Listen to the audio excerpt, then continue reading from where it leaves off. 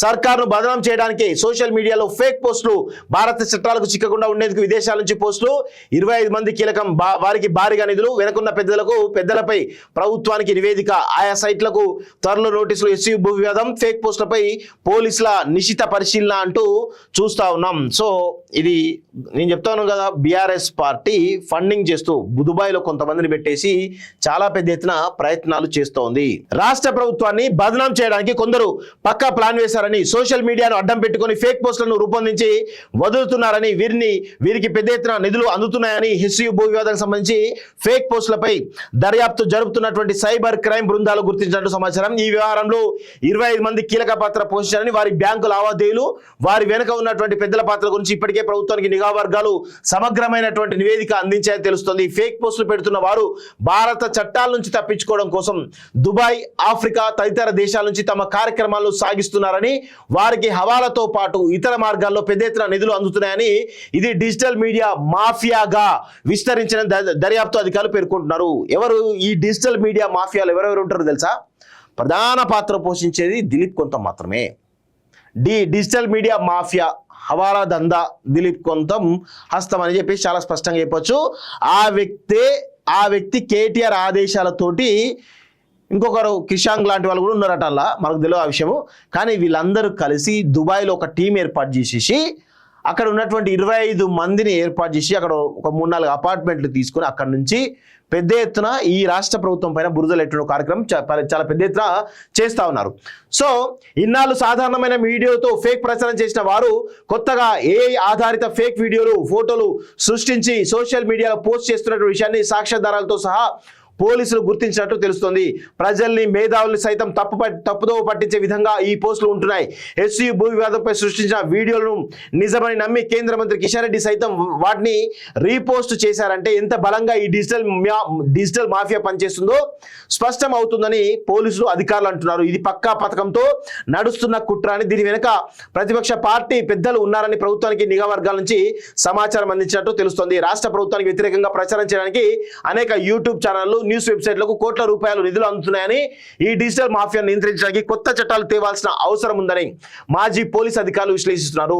Fake పోస్టులను పెట్టి delete చేసిన న్యూస్ సైట్లు, సోషల్ మీడియా ఖాతాలకు సంబంధించి వాటి URL వివరాలను సైబర్ క్రైమ్ బృందాలు సేకరించాయి. వీటిలో అత్యధికం బీఆర్ఎస్ పార్టీకి ప్రత్యక్షంగా పరోక్షంగాను మద్దతిస్తున్నవేనని ప్రభుత్వానికి ఇచ్చిన నివేదికలో పోలీసు అధికారులు పేర్కొన్నారు. కేసీఆర్ అడ్డా, పావని గౌడ్ బీఆర్ఎస్, రామ్ బీఆర్ఎస్, తెలంగాణ సైన్యం, తెలంగాణ వాయిస్, తెలంగాణ ఉద్యమ జ్యోతి, హరీష్ రెడ్డి, కెప్టెన్ ఫసక్, ఆయుబ్ సోహల్, ఇట్లా చాలా పేర్లు కూడా ఉన్నాయి కదా. వీటన్నింటిపైన వాటిలో ఫేక్ పోస్టులు పెడుతున్నారని, వాళ్ళకు నోటీసులు ఇవ్వనున్నామని సైబర్ క్రైమ్ బృందాలు తెలిపాయి అంటూ చూస్తా ఉన్నాం. సో ఈ డిజిటల్ మాఫియా చాలా పెద్ద ఎత్తున హవాలా దందా జరుగుతుంది, కోట్ల రూపాయల మారుతా ఉన్నాయి. సో వీళ్ళ లక్ష్యం ఏంది? ఫేక్ ప్రచారం చేయడమే వీళ్ళ యొక్క ప్రధానమైనటువంటి లక్ష్యం. సో దానికి సంబంధించి ఇవన్నీ మీకు ఒకటి చూపిస్తా మీకు క్లియర్గా, ఏ విధంగా బీఆర్ఎస్ పార్టీ ఏ విధంగా దుర్వినియోగం చేస్తుందో మీకు కొన్ని చూపించేటువంటి ప్రయత్నం చేస్తాం మిత్రులారా. సో దీనిలో ఆ విషయాలన్నీ తెలిస్తే నిజంగా ఎంత దారుణంగా అంటే, వీళ్ళు ఈ లెక్క తీస్తే కేసీఆర్ అడ్డా, ఇది డెలిటెడ్ ఇమేజ్ అంటే ఇమేజ్లన్నీ డెలీట్ చేసారు, వాళ్ళే ఫేక్ ప్రచారం అని ఒప్పుకున్నట్టే కదా ఇది ఇమీడియట్గా. కేసీఆర్ అడ్డా, పావని గౌడ్ బీఆర్ఎస్, వీళ్ళందరూ ఫేక్ పోస్టులతోటి తీసేసారు. మొత్తం ఆ ఫేక్ పోస్టులు పెట్టేసి ఇప్పుడు మాకు ఏం తెలియదు అన్నట్టుగా శుద్ధపూస ముచ్చట్లు చెప్తా ఉన్నారు. తెలంగాణ ఉద్యమ జ్యోతి, వీళ్ళంతా ఇవే ఇమేజ్లు. హరీష్ రెడ్డి అనే వ్యక్తి, కేటీఆర్ 100% కేటీఆర్ ఆదేశాలతోటి దిలీప్ కొంతం ఒక మాఫియాని, డిజిటల్ మాఫియాని తయారు చేసిండు. ఆ డిజిటల్ మాఫియాలో భాగంగా ఇవన్నీ వస్తూ ఉన్నాయి. కెప్టెన్ ఫసకు ఏవేవి ఇమేజ్లు డెలిట్ చేసారో ఆ లింక్ ఏందో కూడా చాలా స్పష్టంగా కనబడతా ఉంది. కెప్టెన్ ఫసకు, ఆయుబ్ సోహైలు, వీటాక్స్, దానా కనబడుతుంది కదా. ఇవన్నీ ఎక్కడ చేస్తున్నాయి ఇమేజ్లన్నీ? ఈ ఇమేజ్లన్నీ ఎక్కడి నుంచి తయారు చేస్తున్నారు వీళ్ళందరూ అంటే చాలా స్పష్టంగా దుబాయ్లో ఒక 25 మందితోటి ఒక డిజిటల్ మీడియా మాఫియాని ఏర్పాటు చేసింది బీఆర్ఎస్ పార్టీ. దానిలో ప్రధానంగా కేసీఆర్, దిలీప్ కొంతం ఇద్దరు కలిసి దుబాయ్లో, వీళ్ళు దుబాయ్లో దందాలు ఆల్రెడీ ఉన్నాయి కాబట్టి దుబాయ్ వేదికగా ఇలాంటి ఇమేజ్ అన్నిటిని కూడా పంపించేసి వాళ్ళే పోస్ట్ చేస్తారు. ఏజే స్వారియో అని చూస్తా ఉన్నాం కదా. Thomas Augustine, Kishan Reddy deleted not available అట. జగదీష్ కట్టా, రఘువీర్ రాథోడ్, ఇవన్నీ ఎక్కడి ఇమేజ్ అని ఎక్కడి ఇవన్నీ చాలా స్పష్టంగా తెలుస్తూ ఉంది. ఇగో రామరెడ్డి గారి అమ్మాయి రాజిరెడ్డి గారి అమ్మాయి అట అర్ధరాత్రి అడ్డంగా నాశనం చేస్తున్న పోస్ట్ కంటెంట్. ఇగో రాజిరెడ్డి, అఖిల్ రాయుడు, ఇగో చూడండి ఇవన్నీ ఇమేజ్లు ఎక్కడి. ఇగో సూర్యకాంతం, పృథ్వీ తేజ, రమేజింగ్ మీమ్స్, వంశీకృష్ణ రెడ్డి, ఇవన్నీ చూడండి ఎన్ని ఉన్నాయో. మల్హర్, పల్లవి అన్ని ఫేక్ అకౌంట్లు క్రియేట్ చేసేసి చేస్తాను. ఇండియన్ రైటరు, అదేవిధంగా సూరజ్ మెహ్రా, చూడండి క్లియర్గా వీళ్ళందరూ ఫేక్ పోస్టులు పెట్టేసి ఫేక్ అకౌంట్లతోటి ఇగో ఇవన్నీ. ఇగో కేసీఆర్ అడ్డాలు చూడండి, కేసీఆర్ అడ్డాలు ఏం పెడతారో ఇవన్నీ ఒకసారి చూస్తే మీకు క్లియర్గా అర్థమవుతుంది. కేసీఆర్ అడ్డాలు ఏం పెట్టాడు, ఇందిరమ్మ రాజ్యంలో రియల్ ఎస్టేట్ పాలన, మొన్న దామగుండం నేను లగచర్ల నేడు వచ్చి ఇంకెన్ని భూములు కావాలంటూ ఫేక్ పోస్టులు. ఇగో ఇది కూడా ఫేక్ పోస్టే, ఇగో ఇది కూడా ఫేక్ పోస్టే. మార్ఫింగ్ పోస్టులు అన్నట్టు అన్ని. ఇక వినాశకాల విపరీత బుద్ధి ప్రకృతి తన ఆగ్రహాన్ని చూపించ ఖాయమంటూ చూస్తూ ఉన్నాం. ఇక బీఆర్ఎస్ పార్టీ ఇట్లా వీళ్ళందరూ ఈ ఫేక్ ఇమేజ్లు ఆ ఆర్టిఫిషియల్ ఇంటెలిజెన్స్ ద్వారా ఏవైతే ఇమేజ్లు ఉన్నాయో వాటి ద్వారా ఇవన్నీ కూడా తెలంగాణ వాయిస్ అనుకుంటా ఇవన్నీ చేస్తూ ఉన్నారు. చూడండి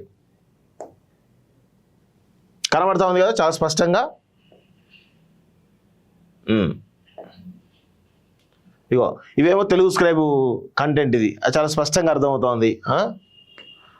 అదొక పెద్ద మాఫియా తెలుగు స్క్రైబు. ఆల్రెడీ ఒకరు దొరికిరు, జైల్లో ఉన్నారు. వీళ్ళ అరాచక వీళ్ళు బయటికేమో ఇట్లా చేస్తూ ఉంటారు, లోపల చేసేటేమో లంగదందాలు ఉంటాయి వీళ్ళవి. సో ఇట్లా ఫేక్ మార్ఫింగ్ వీడియోలతోటి ఈ రాష్ట్ర ప్రభుత్వం పైన పెద్ద ఎత్తున బురజల్లడానికి చాలా పెద్ద ఎత్తున ప్రయత్నాలు చేస్తూ ఉన్నారు ఈ డిజిటల్ మాఫియా. దానిలో ప్రధానంగా దిలీప్ కొంతం, అదేవిధంగా కేటీఆర్ లాంటి వాళ్ళు చాలా ప్రధానంగా కనబడుతున్నారు. తర్వాత క్రిషాంక్ కూడా ఉన్నాడు అందులో నో డౌట్. ఎందుకంటే ఆయన ఏఐ మార్ఫింగ్ వీడియోల్లో ప్రధానమైనటువంటి భూమిక పోషించింది క్రిషాంకే. సో ఇట్లా వీళ్ళందరూ కూడా ఒక మాఫియాని ఏర్పాటు చేసుకొని హవాలా దందాల ద్వారా ఈరోజు ఒక టీంను దుబాయ్లో ఏర్పాటు చేసేసి చాలా పెద్ద ఎత్తున ఈ రాష్ట్ర ప్రభుత్వం పైన దుష్ప్రచారం చేసి ఒక రకమైనటువంటి కృత్రిమ నెగిటివిటీ క్రియేట్ చేస్తాను. నేను గతంలో కూడా చాలాసార్లు చెప్పిన, వీళ్ళు ఒక కృత్రిమమైనటువంటి నెగిటివిటీ ప్రభుత్వం పై తీసుకోవడానికి చాలా పెద్ద ఎత్తున ప్రయత్నం చేస్తూ ఉన్నారు. కానీ గుర్తుపెట్టుకోవాల్సింది ఏంటంటే బీఆర్ఎస్ పార్టీ మీరు ఇంత పెద్ద ఎత్తున నెగిటివిటీ క్రియేట్ చేస్తూ ఉన్నారు కదా, ఆ నెగిటివిటీ మీకు ఏమైనా ప్లస్ అవుతుందా? ఒకసారి గమనించండి, గ్రామాలకు వెళ్ళి చూడండి. మేము బీఆర్ఎస్ పార్టీని ఆదరిస్తున్నారా ప్రజలు? అంతో కొంత బీజేపీని ఆదరిస్తూ ఉన్నారు, కానీ బీఆర్ఎస్ పార్టీని ఎవరు కూడా ఆదరించట్లేదు. ఆ విషయంలో బీఆర్ఎస్ పార్టీ ముఖ్యంగా కేటీఆర్ గుర్తుపెట్టుకోవాలి. ఇంత పెద్ద ఎత్తున దుష్ప్రచారం చేస్తారా? ఏదా ఒక ఒక ఒక ప్రచారం చేసినప్పుడు విమర్శనాత్మకంగా ఉండాలి విమర్శలు, అంతేగాని ఫేక్ ఇమేజ్లు ఏ ఇమేజ్లు పెట్టి మీరు ఎంత దుష్ప్రచారం చేసినా మరి ఎందుకు డిలీట్ చేసారా భయ్ మీరు? అంటే వీళ్ళకి ఒక సమాధానం ఉండదు. ఇక్కడ డిజిటల్ మీడియా మాఫియా అనేది కొత్తగా తయారైంది. వాస్తవంగా డిజిటల్ మాఫియా దీని వెనకాల ఎవరు? ముఖ్యంగా దిలీప్ కొంతం,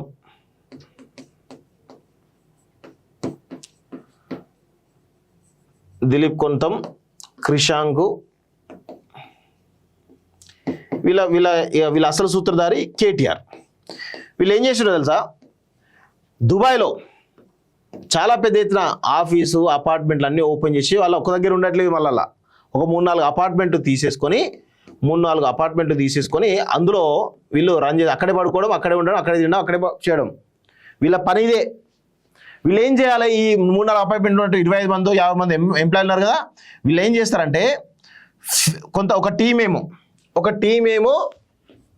ఏం చేస్తారు? ఒక టీము ఏఐ సంబంధించినటువంటి ఫేక్ మార్ఫింగ్ వీడియోలను తయారు చేస్తూ ఉంటారు. ఒక టీము దాన్ని రెండో టీం ఏం చేస్తుంది? దాన్ని వాట్సాప్ గ్రూప్లలో పంపిస్తుంది. వాట్సాప్ గ్రూప్లో ఏర్పాటు చేసుకుని వాట్సాప్ గ్రూప్లో ఏర్పాటు వాళ్ళు పంపించేస్తారు ఫేక్ నెంబర్లతోటి. మూడోది ఏం చేస్తారు? ఇక ఫేక్ అకౌంట్లు ట్విట్టర్లో కానీ ఫేస్బుక్లో కానీ అలా పోస్ట్ చేస్తారు. ఇట్లా ఇంకొక టీం ఏం చేస్తుంది? వెబ్సైట్లో రాసుకుంటాం, వాటిలో వేస్తుంటుంది. ఇట్లా నెలకి వీళ్ళు ఎంత లేదన్నా కానీ ఒక 5 కోట్ల రూపాయలు ఖర్చు పెడతా ఉన్నారు ఈ డిజిటల్ మాఫియా మీద. ఈ 5 కోట్ల రూపాయలు ఎక్కడి నుంచి వస్తూ ఉన్నాయి వీళ్ళకు? దాదాపుగా 5 కోట్లు, ఇంకా 10 కోట్లు ఉండే అవకాశం ఉంది. 5 కోట్ల రూపాయలు. ఈవెన్ ఇప్పుడు తెలంగాణలో ఉన్నటువంటి చాలా ఛానల్ కూడా ఉన్నాయి కదా, కొన్ని ఛానల్ కూడా పింక్ మీడియా పెట్టుకున్నారు కదా, వాళ్ళు కూడా అదే పరిస్థితి కనబడతా ఉంది. సో 5 కోట్ల రూపాయలు, 5 నుంచి 10 కోట్ల రూపాయలు వెచ్చిస్తారు ప్రతి నెల. సో వీళ్ళ ప్రయత్నం ఏంది? కేవలం ప్రభుత్వం పైన కావాల్సినంత దుష్ప్రచారం చేయడం. మాకు కూడా చాలా ఆఫర్లు వస్తున్నాయి. వాళ్ళు ఏమంటారు, బీఆర్ఎస్ పార్టీ వాళ్ళు ఏమంటారు తెలుసా, మీరు కేవలం రేవంత్ రెడ్డి టార్గెట్ చేయండి, మీకు ఎంత కావాలో చెప్పండి, 5 లక్షలు కావాలా 10 లక్షలు కావాలా ఇచ్చేస్తాం, మీరు మమ్మల్ని అవసరం లేదు, మమ్మల్ని కూడా తిట్టుకోండి, కానీ రేవంత్ రెడ్డిని మీరు కంప్లీట్గా ప్రతి అంశంలో కూడా విమర్శించండి, దాని మీద రిపోర్ట్స్ అవి టీమ్ సైజ్ పెంచుకోండి, ఏం లేదు, కాంగ్రెస్ పార్టీ ప్రభుత్వాన్ని బదనాం చేయండి, ఇది ఒక్కటే చెప్తా ఉన్నారు వాళ్ళు. దానికోసం 5 లక్షలు 10 లక్షలు ఇవ్వడం కానీ రెడీ ఉన్నారు. మాలాంటి ఛానళ్ళకి 10 లక్షలు కూడా ఆఫర్ చేస్తూ ఉన్నారు. ఎవరు చేస్తూ ఉన్నారు? కేటీఆర్ లాంటి వాళ్ళు డైరెక్ట్గా చేస్తూ ఉన్నారు. వీళ్ళు ఎక్కడ ఈ డబ్బులు ఎక్కడి? కేటీఆర్ లాంటి వాళ్ళకు, ఈ కల్వకుంట్ల కుటుంబానికి 2014 ముందు వీళ్ళ ఆస్తులైంది, 2009 ముందు వీళ్ళ ఆస్తులైంది, 2014 తర్వాత వీళ్ళు దోచుకున్న డబ్బునంతా కూడా ఈ విధంగా ప్రభుత్వం పైనే అది చేస్తూ ఈరోజు ప్రభుత్వాన్ని నడపనీయకుండా, ప్రభుత్వాన్ని సరిగా పనిచేయనీయకుండా, ప్రజలకు సంక్షేమ అభివృద్ధి ఫలాలు అందనీయకుండా ఈరోజు అభివృద్ధిని అడ్డుకుంటా ఉన్నారు ఈ దొంగల కల్వకుంట్ల కాలకీలంతా కూడా. ఇది 100% నిజం. ప్రజలు ఇప్పటికైనా కానీ అర్థం చేసుకోండి, ఈ దొంగలు ఎవరైతే ఉన్నారో, ఈ కల్వకుంట్ల దొంగలు ఎవరైతే ఉన్నారో, వీళ్ళు తెలంగాణకు పట్టినటువంటి చీడ పీడ శని దరిద్రం అని చెప్పేసి నేను మొదట చెప్తాను, ఇప్పుడు చెప్తాను. వీళ్ళు తెలంగాణ మంచి కోరేటువంటి వాళ్ళు కాదు, తెలంగాణ ముంచేటువంటి దొంగలు వీళ్ళంతా కూడా. కేసీఆర్ నుంచి మొదలు పెట్టుకుంటే కేసీఆర్, కేటీఆర్ వీళ్ళందరూ కూడా అధికారం కోల్పోయిన తర్వాత వాళ్ళు రియలైజ్ కావాలి, కానీ ప్రజలపైన నిందలేస్తూ ఉన్నారు. ప్రజలపైన నిందలేస్తూ ప్రజలు మమ్మల్ని మోసం చేశారు, మాకు అధికారం ఇవ్వలేదు కాబట్టి ప్రజలకు అభివృద్ధి ఫలాలు, ఆ సంక్షేమ ఫలాలు అందకుండా ఉండాలి కాబట్టి ఈ ప్రభుత్వాన్ని పనిచేయకుండా చేయాలి, దానికోసం ఎంతైనా ఖర్చు పెడదాము అని ఒక భారీ కుట్రకు తెరలేపిర్రు ఈ కల్వకుంట్ల కాలకీయులు. ఇది అందరూ కూడా గమనించాలి. ఇది చాలా సీరియస్ అంశం. ఇది చాలా సీరియస్ అంశంగా ప్రజలందరూ గుర్తుపెట్టుకోవాలి. ఇట్లా ఉంటాయి వీళ్ళ యొక్క దుష్ప్రచారాలు.